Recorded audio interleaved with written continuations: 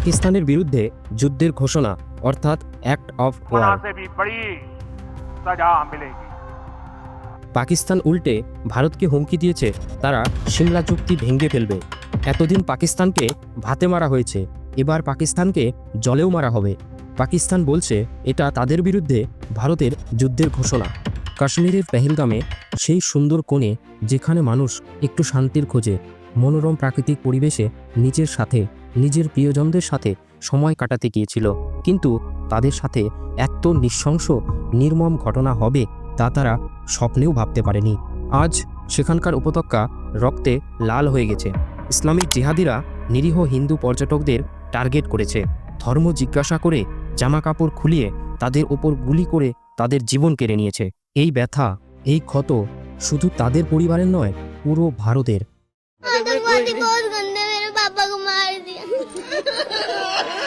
কিন্তু আর কতদিন পাকিস্তান জঙ্গিদের আড়ালে নিরীহ ভারতীয়দের প্রাণ কেড়ে নেবে?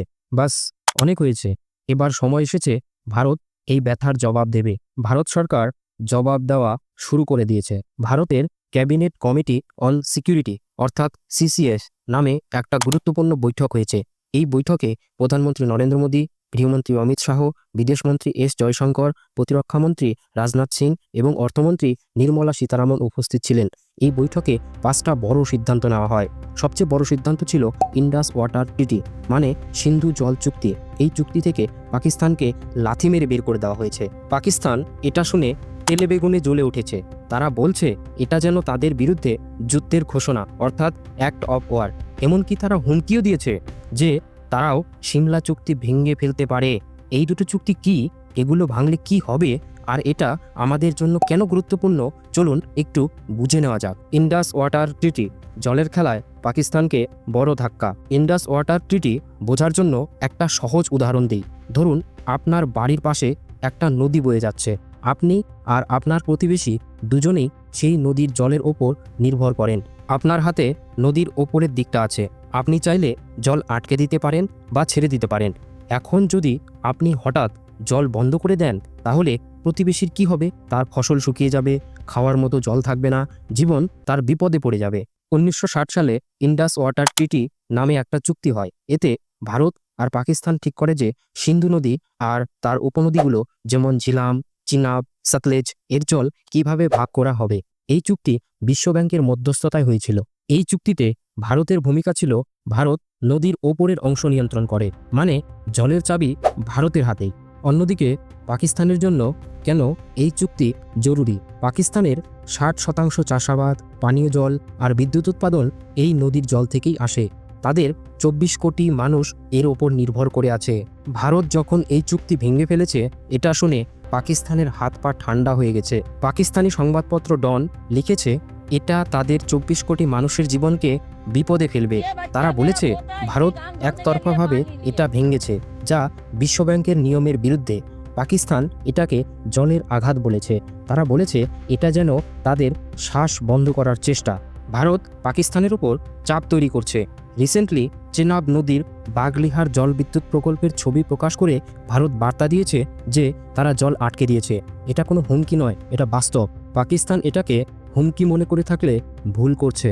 আর সত্যি বলতে বন্ধুরা, পাকিস্তান একের পর এক প্রক্সি ওয়ারের মাধ্যমে ভারতকে আঘাত করবে আর আমরা চুপচাপ বসে থাকব, এটা তো হতে পারে না।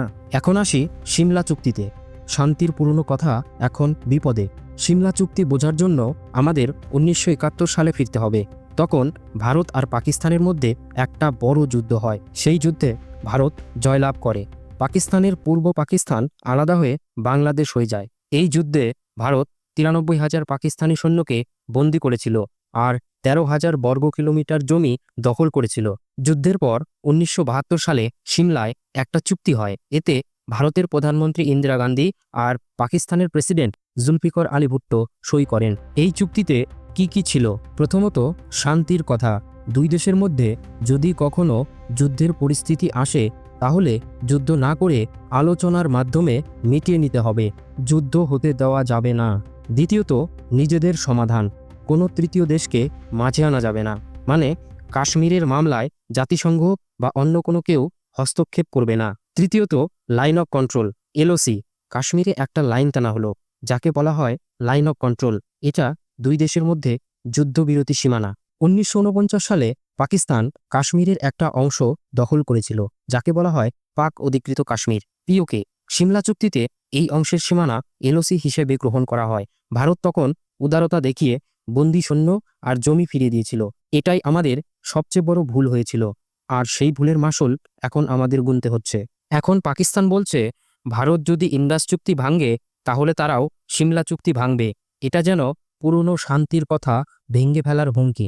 ভাবতেও অবাক লাগছে, আবার হাসিও পাচ্ছে। যার নিজের হাত রক্তে রাঙা, সে শান্তির বার্তা ভেঙে ফেলার হুমকি দিচ্ছে। পাকিস্তানি সংবাদপত্রে খবর বেরিয়েছে তারা সিমলা চুক্তি ভেঙে ফেলেছে। পরে তারা বলছে এটা শুধু হুমকি। কিন্তু এটা যদি সত্যি হয় তাহলে এলওসিতে টেনশন বাড়বে, এলওসিতে গোলাগুলিও চলতে পারে, যুদ্ধের প্রস্তুতি শুরু হয়ে যাবে।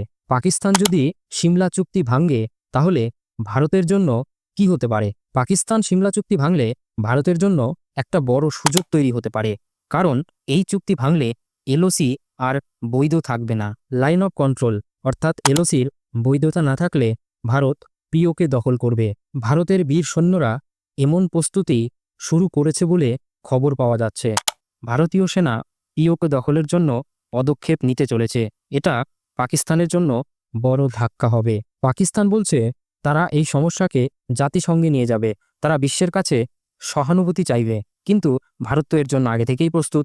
ভারত চায় পাকিস্তান সিমলা চুক্তি ভাঙুক, তাহলে বিশ্বের কাছে ভারত বলতে পারবে দেখুন আমরা তো আগেই বলেছিলাম পাকিস্তান এই চুক্তি মানবে না।